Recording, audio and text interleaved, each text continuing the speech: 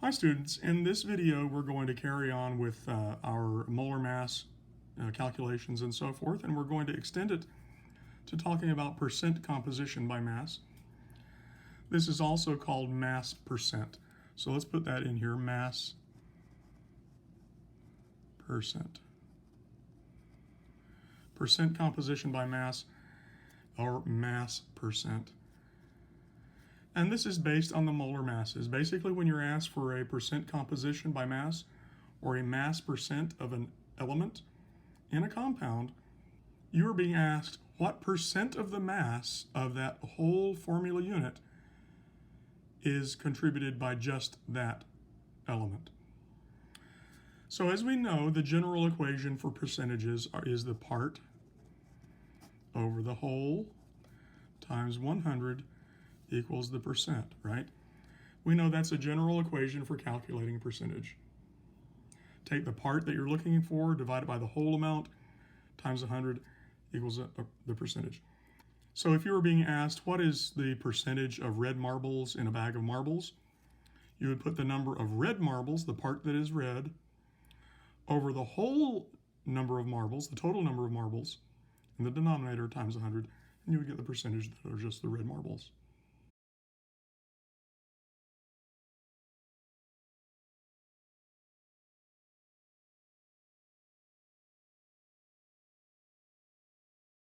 We're going to apply this general equation for percentage to the specific situation of mass percent, or percent composition by mass.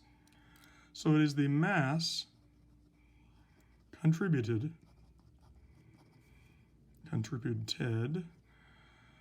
just from, wow, my writing. The mass contributed just from element, oh, for goodness sake, element A divided by the whole formula mass, or molar mass, times 100 equals the percentage. And that's the mass percent of the element A. So let me just make sure that you can read this numerator. I made a few writing errors while I was doing that. The mass contributed just from element A divided by the whole molar mass or formula mass of that whole compound. That's the part divided by the whole times 100. And that's going to give you the mass percent of A. So we have a sample problem here. What is the mass percent, that is the percent composition by mass, of just phosphorus in this compound? So I would like for you to solve that problem, get the answer, and then resume the video, and then I'll work through it for you. Go ahead.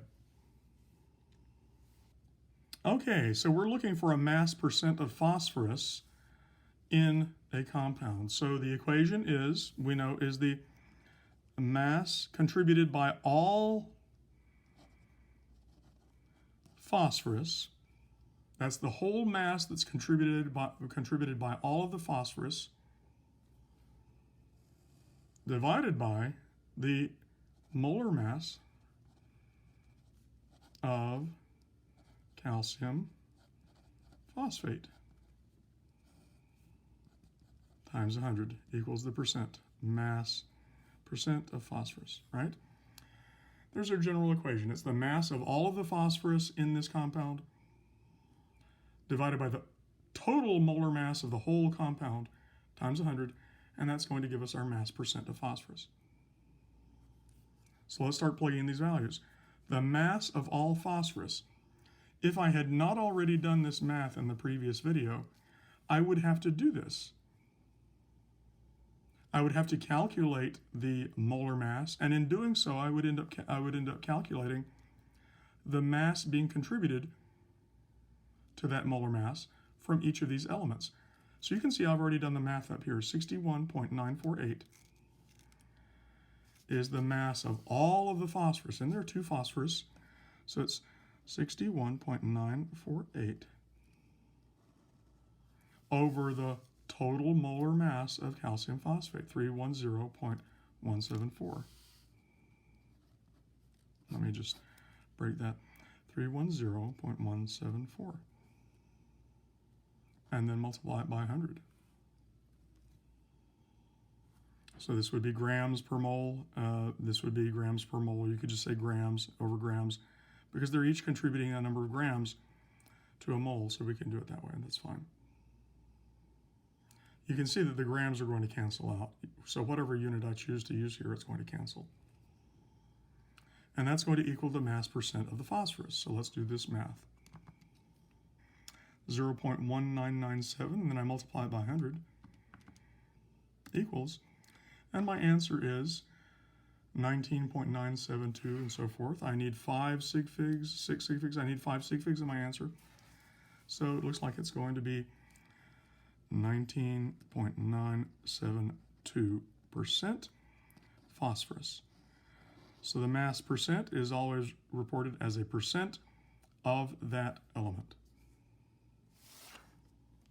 All right. So let's take a look at this value and let's see if it makes sense. Well, it's less than 100, right? Which makes sense because the mass being contributed to by the phosphorus should be less than 100%. It's somewhere around 20%, and this may not be intuitive, but if we take a look at the molar mass calculation, we can see that the mass contributed by the phosphorus is about 62 out of 310. So yes, that is about 20%, right? And so our answer appears to be reasonable, okay? That's how we calculate mass percent. If I had not already done this math up here, I would have had to do this to solve the percent composition or the mass percent problem, because you need these numbers, as you can see, to be able to plug into the percent equation, okay? The main problem that most students make when they make a mistake on this is that they will neglect to consider that there are 2 phosphoruses, that there are multiples of these. So that's why I stress here the mass of all of those phosphoruses. So it's not just the atomic mass of phosphorus. It's not just the 30.974 grams per mole of phosphorus. It's the mass of all of the phosphoruses that appear in there, right? We have to represent all of that part, every part that is phosphorus, okay?